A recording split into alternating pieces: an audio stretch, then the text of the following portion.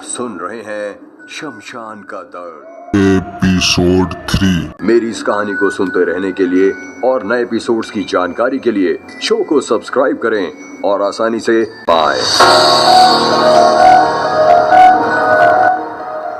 आदिल की अम्मी दुखी अवश्य थीं, पर उनके चेहरे में एक सुखद ठहराव था और शायद यही ठहराव आदिल देखना चाहता था अपनी अम्मी के चेहरे पे। मैं वहां से लौट आया। वापस गांव पहुंचते पहुंचते शाम घिर आई थी। मैं सीधे घर पहुंचा। पत्नी और बच्चों से मिलकर मैं लगभग रात के 8 बजे दोबारा दुकान पर जाने के लिए निकला। रास्ते में रेडियो पर गाने बजाए मैं मस्त चाल पर चलते हुए शमशान के गेट पर पहुंचा और वहीं गेट के पास मेरी मुलाकात घुंघराले बालों वाली गुड़िया से हुई। वो वहां खड़ी होकर मेरा ही इंतजार कर रही थी। मुझे देखते ही वो चहक उठी। उसे यकीन था मैं जरूर उसका चाहा काम कराऊंगा। मैंने उसे बताया कि वो जो चाहती है वही हुआ। आदिल के परिवार वाले कल आएंगे और मुखिया जी से आदिल की अस्थियां लेकर उसे मुस्लिम रीति रिवाजों से दफनाएंगे। उसके बाद आदिल की रूह को मुक्ति मिल जाएगी। वो मेरी उंगली पकड़ मुझे शमशान में बने मेरे दुकान तक ले जा रही थी। अचानक मुझे कुछ याद आया और मैं घुटने टेक कर उस गुड़िया के आगे बैठ गया और उससे पूछने लगा कि गुड़िया रानी, आप सबकी मदद करती हो पर अपनी नहीं। आपको पता है ना, आपके परिवार वाले आपके कातिल को ढूंढ रहे हैं। अगर आप मुझे उसका नाम बता दें तो मैं उस शैतान को जरूर सजा दिलवाऊंगा। आपके परिवार वाले भी खुश हो जाएंगे। मेरे इतना कहने के बाद अचानक गुड़िया के चेहरे का रंग बदला। उसकी आंखें जो अब तक सामान्य दिख रही थीं, अचानक ही उन आंखों में खून उभर आया और उसका चेहरा भी बदलकर खौफनाक सा हो गया। ऐसा लग रहा था जैसे किसी ने उसके मासूम से चेहरे में उबलता हुआ तेजाब डाल दिया हो। पूरा चेहरा पिघल रहा था। उस रूप को देखकर तो मेरे रोंगटे खड़े हो गए और डर कर मैंने अपने हाथ उसके कंधे पर से हटा दिया। तभी अचानक वो जोर जोर से चिल्लाने लगी और पल में वो मेरी नजरों से ओझल हो गई। मैं अभी इस स्थिति को समझ भी नहीं पाया था कि हवा के साथ साथ एक आवाज मेरे कानों में कह गई, नंदू काका, वो लोग मेरे अपने नहीं। इसका क्या मतलब था? आखिर घुंघराले बालों वाली गुड़िया कहना क्या चाहती है? मैंने कई बार उसे आवाज लगाई पर उसने मेरी आवाज का कोई जवाब नहीं दिया। निराश होकर मैं अपने दुकान नामक गुमटी पर आ गया। खाना मैं घर से खाकर ही आया था, इसलिए सीधे सोने की तैयारी करने लगा और ये दुश्मन बारिश इसी वक्त शुरू हो गई। अब क्या मुझे खाक नींद आएगी? मैं देर रात तक करवटें बदलता रहा और सोचता रहा, आखिर उस नन्ही सी जान के साथ क्या हुआ है?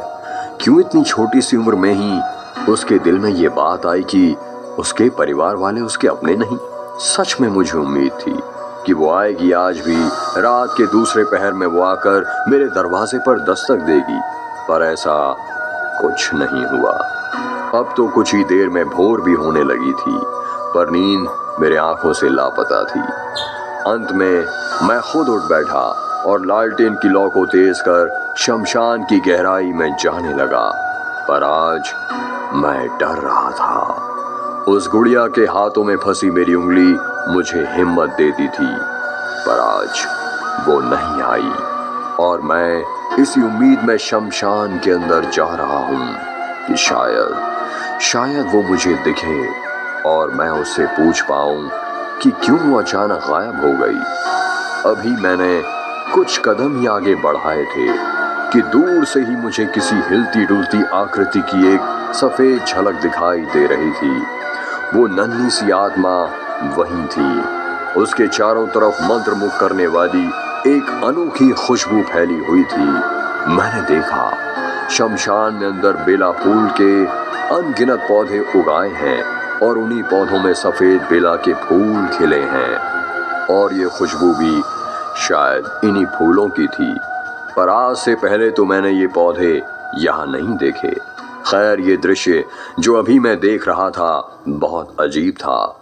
ना ही डरा रहा था, ना ही खुशी दे रहा था, पर यह दृश्य मुझे मजबूर कर रहा था कि मैं कुछ देर शांत इस पल को देखता रहूं।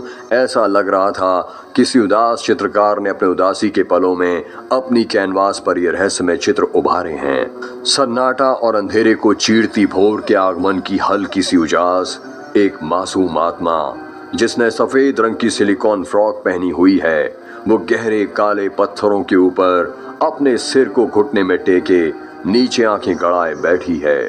उसके बाल सुनहरे और घुंघराले हैं। अभी अभी थमी बारिश उसे भिगो कर गई है।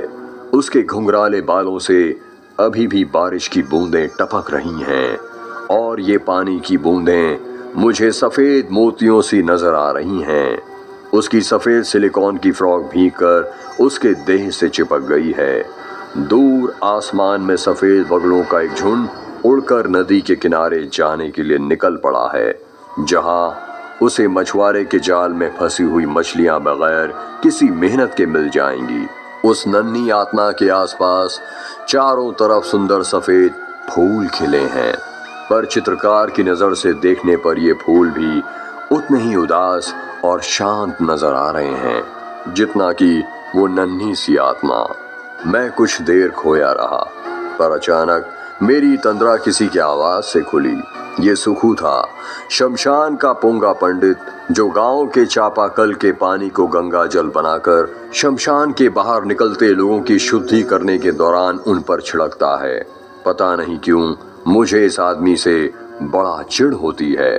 मुझे पहचानते ही उसने मुझे बड़ी बेशर्मी से कहा, नंदू, अभी तो सुबह भी नहीं हुई और तू यहाँ शमशान के बीचों बीच आकर क्या कर रहा है? तुझे आजकल डर नहीं लगता क्या? चल जल्दी चल, मुझे पौवा निकाल के दे। इतना कहकर वो ही कर हंसने लगा। लड़खड़ाते कदमों से वो मेरे पास भी आ चुका था और उसके मुंह से ही मुझे रात की बासी दारू की महक आने लगी थी। मैं शराब अपनी आर्थिक सहायता के लिए बेचता जरूर हूँ, पर शराब से मुझे उतनी ही नफरत है जितनी कि एक घरेलू पत्नी को उसके पति के आवारा दोस्तों से नफरत होती है। ठीक ऐसे ही नफरत मेरी पत्नी भी इस सुखू से करती है। उसे लगता है इस सुखू के संगत में मैं भी शराबी बन जाऊंगा।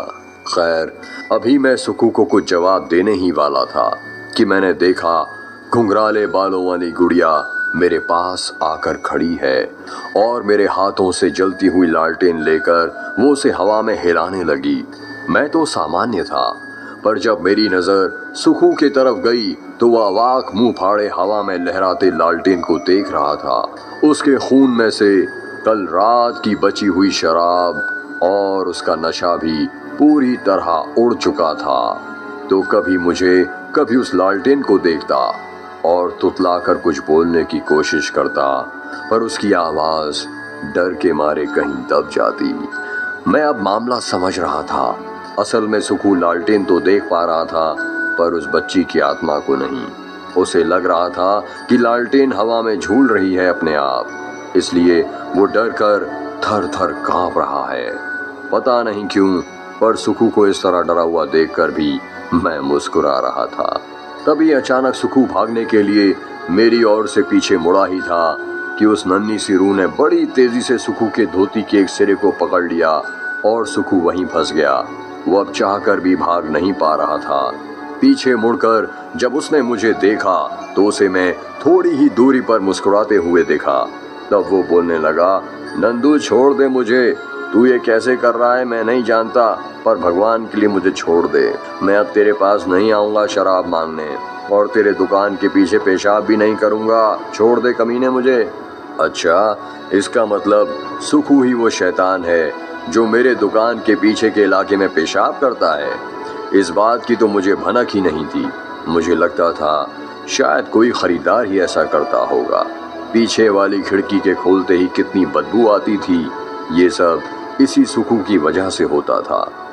मैं यही सब सोच रहा था और तभी उस नन्ही गुड़िया ने अपने छोटे छोटे हाथों से मुझे अपने पास बुलाया और जब मैं उसके मुंह के पास अपने कान लेकर गया तो उसने मुझे बताया कि कल दिन में जब मैं आदिल के घर गया हुआ था तब ये कई बार मुझे ढूंढते हुए यहाँ आया था और मुझे ना देखने पर ये दुकान के पास खड़े होकर मुझे गालियाँ देकर जाता था। नन्ही आत्मा ने कहा कि वो अब इसे अच्छा सबक सिखाएगी कि ये कभी शमशान की तरफ नजर ही ना आएगा। मैं उसे रोक भी नहीं पाया और उसने अचानक ही सुखू की धोती के छोर को अपने हाथ से आजाद कर दिया और सुखू अपनी सारी ताकत जुटाकर भागना चाहता था। पर अचानक हुए इस आजादी को सुखू सोच तक नहीं पाया था और इस धड़पकड़ छोड़ में वो सीधे मुंह के बल जमीन पर जा गिरा। बरसात की वजह से शमशान की मिट्टी वैसे भी गीली ही थी। यकीनन सुखू को चोट तो ज्यादा नहीं लगी होगी, पर कीचड़ ने उसका चेहरा ही बिगाड़ दिया। अध खुली धोती को पकड़े वो दौड़ पड़ा और शायद अपने घर की दहलीज में पहुंचकर ही उसने दम लिया होगा। सुखू को इस तरह भागते हुए देखकर घुंघराले बालों वाली गुड़िया भी हंसने लगी खिलखिलाकर, और उसकी हंसी देखकर मुझे भी बड़ा सुकून मिला।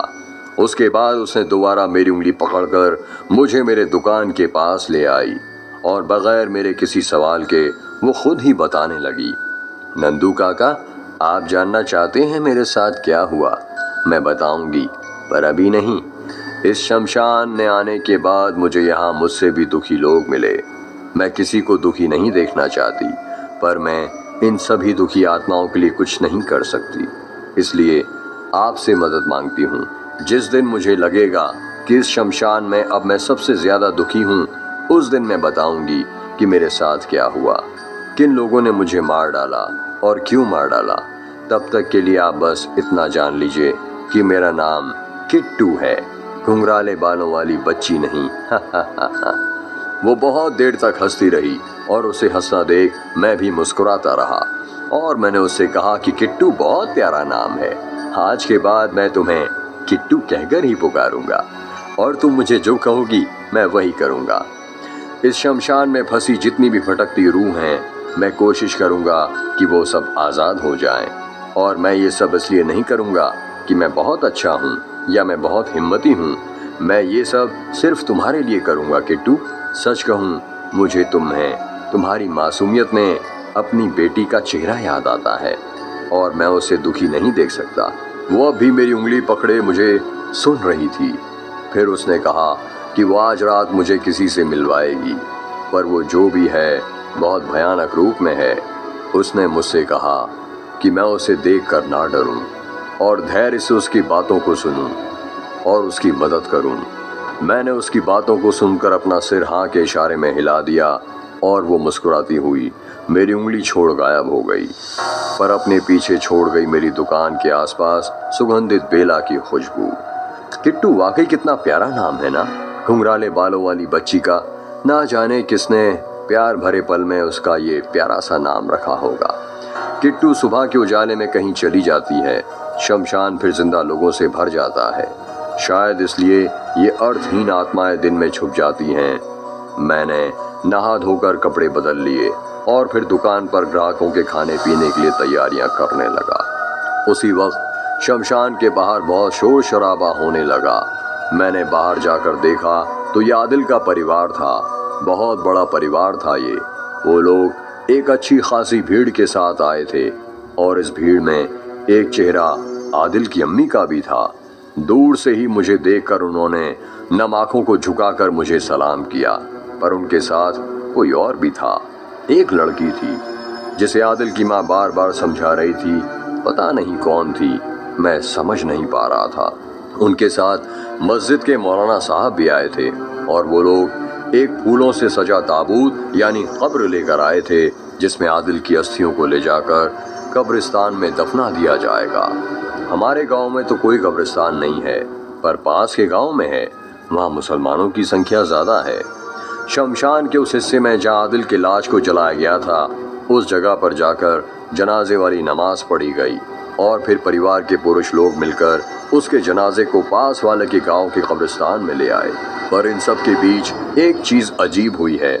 मैं जनाजे को जाते हुए देख रहा था, मैं दिल से आदिल के लिए दुआएं मांग रहा था। ठीक उसी वक्त किसी ने मेरी उंगली पकड़ ली। ये किट्टू थी। उसने इशारे से मुझे जनाजे के भीड़ के पीछे किसी को दिखाया।